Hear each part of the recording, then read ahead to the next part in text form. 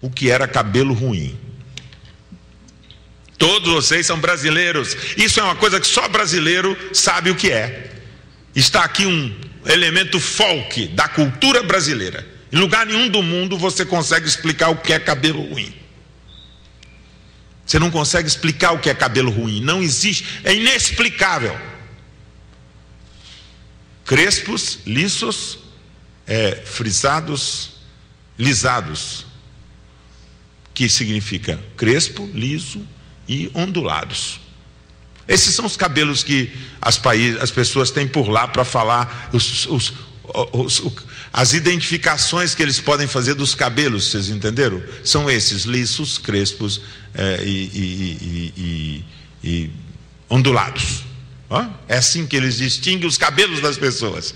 E vejam que pérola, no Brasil nós temos uma coisa que chama cabelo ruim, e que todo mundo sabe o que é. Cabelo ruim é cabelo de negro. Cabelo ruim é cabelo de negro. Cabelo de ruim é cabelo que diz que aquele cabelo tem uma origem, uma origem afrodescendente.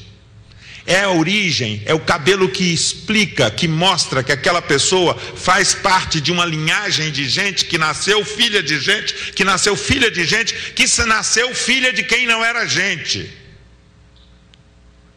E esse elemento se transmite transgeracionalmente ou não, psicólogos? Isso se transmite na subjetividade da cultura ou não, psicólogos? Isso é um componente fundamental da nossa forma de sentir o mundo ou não, psicólogos? Então entendo que existe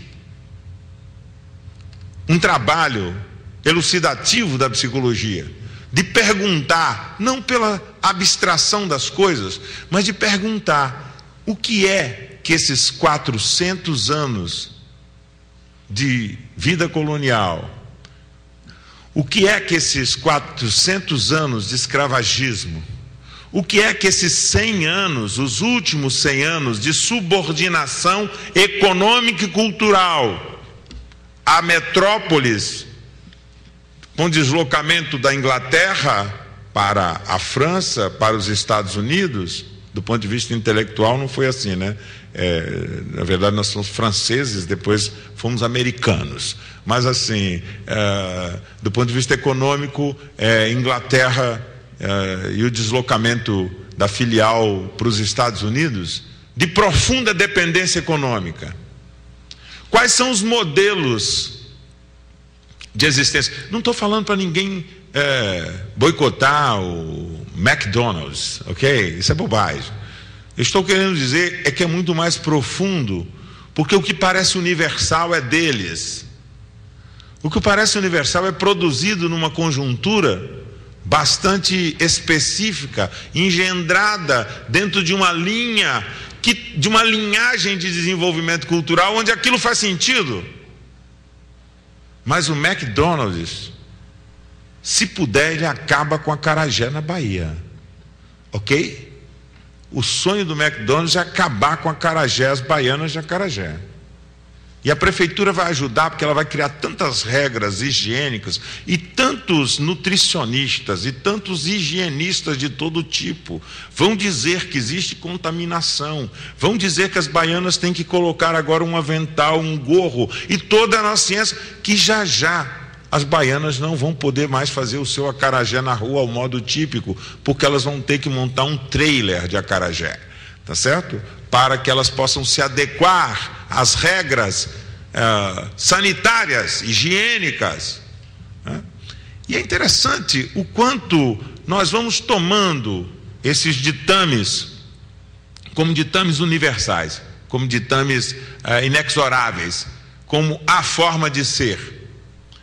E no Brasil isso se revela de uma forma, de um sentimento ambíguo, que é o sentimento que nós temos de não pertencermos à América Latina. Por isso nós queremos olhar para, né? Não tem nada mais chique, mais elegante do que fazer um pós-doutorado na França, porque se tiver alguma coisa interessante para se fazer no mundo, certamente é na França que essa coisa é interessante, né? Nós não percebemos às vezes o caráter decadente da cultura europeia, que não produz nada de novo, não tem uma novidade, não tem um pensamento interessante hoje na Europa.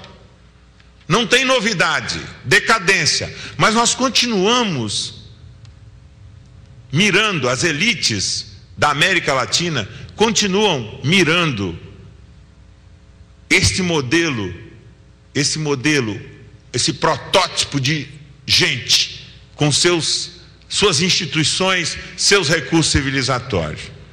Bem, eu vou concluindo dizendo para vocês que a reflexão sobre o colonialismo é um empreendimento novo para mim, inclusive. Eu aprendi isso recentemente com um colega que me impactou muito quando falou. Eu falei, gente, está aí um assunto importante para a psicologia social brasileira pesquisar. Está aí um objeto de pesquisa relevante de como as identidades nacionais, as identidades que construímos entre nós são marcadas por uma dimensão colonial. E para dizer que não tenho preconceito, tem um autor francês que dizia que elegante, Honoré de Balzac, que dizia que elegante é parecer com o que se é, né? A elegância encontra-se em parecer com o que se é. Não é ser o que se é, não. É parecer com o que se é. É se esforçar para parecer com aquilo que se é, não é? E eu tomaria essa ideia de elegância do Balzac, e não vou citar aqui não vou citar aqui nenhum chefe de tribo indígena, porque eu não os conheço, porque não está acessível, porque não está disponível. Não vou citar nenhum herói da luta contra a colônia espanhola, porque não está disponível, não foi importante. Quando eu estive no Machu Picchu, eu falei Machu Picchu e comprei um livrinho sobre as regras do bem viver, que é uma tradução um esforço de sistematização e codificação da vida inca. E eu li aquele livrinho, depois fui ao Machu Picchu e falei, cara, os caras eram muito interessantes do ponto de vista da sua concepção do que era a vida, da sua estética, e deixaram marcas de pedra, né? Então nós continuamos venerando a nossa ancestralidade grega, né? A nossa ancestralidade. Nós gostamos de pensar que na origem de tudo, da nossa existência, do nosso começo, estavam os gregos, né? E de que isso é universal. Não, isso não é universal. Isso é europeu. Tratar dessa maneira a história do mundo como a história da produção da civilização europeia é a forma mais completa de produzir uma desidentificação de todos os demais povos e culturas consigo mesmo. Vocês estão tendo uma oportunidade muito interessante de ver o tratamento.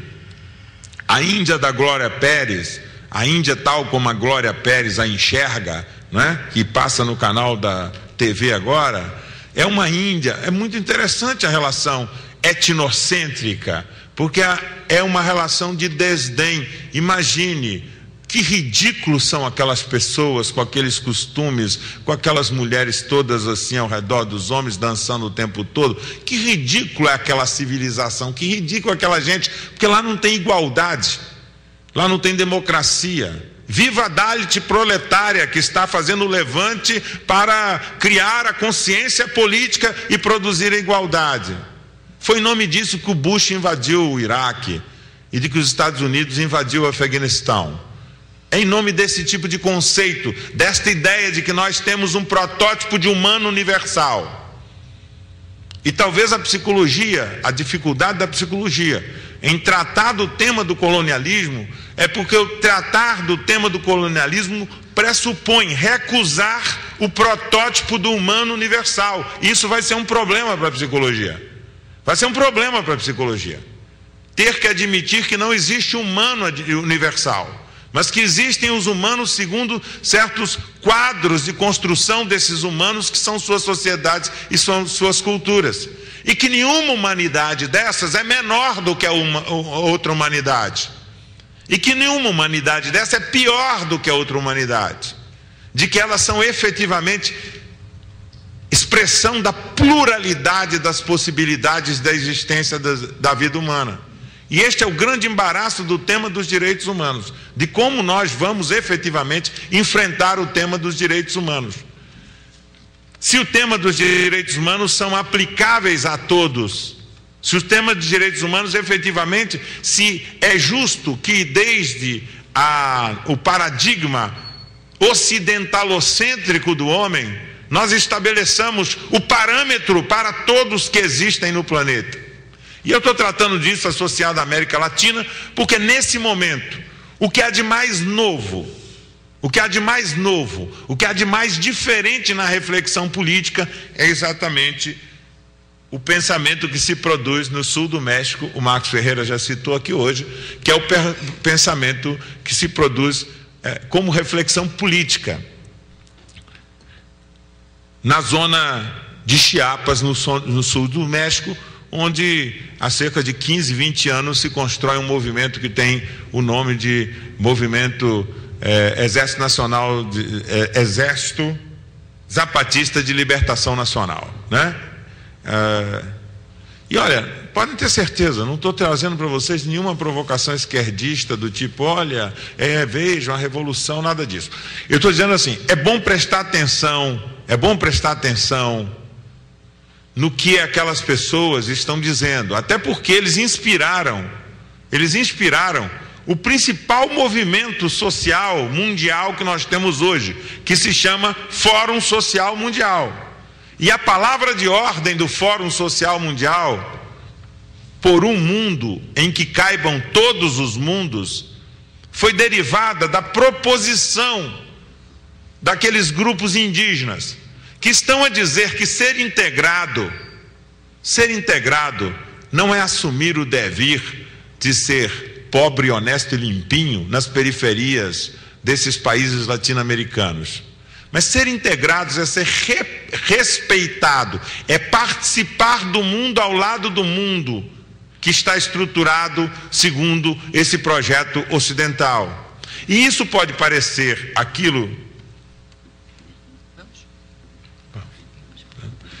Isso pode parecer que foi um pensamento, enfim, folclórico, que é isso, né? O que é nosso, o que é próprio é folclórico, né? O que é da Europa é o que é bacana, é o que é certo, é o que deve ser. Então, pode parecer que a reflexão que se constrói hoje no sul do México seja uma reflexão folclórica, mas é uma reflexão de antropologia política das mais profundas que nós temos, que é uma comunidade inteira buscando resgatar os seus valores de ancestralidade e se afirmar no cenário do neoliberalismo, no cenário da mundialização da economia, com o direito a ser próprio, com o direito a ter valores que sejam distintos dos valores universais dos Estados Unidos da Europa, né? Dos valores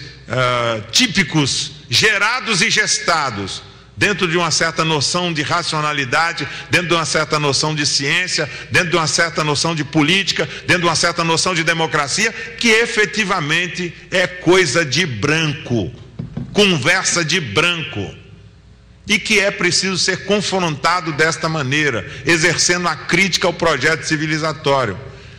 E isso deu consequências, porque nós temos hoje 2 países na América Latina que revolucionariamente colocaram nas suas constituições a sua condição de país plurinacional: a Bolívia e o Equador.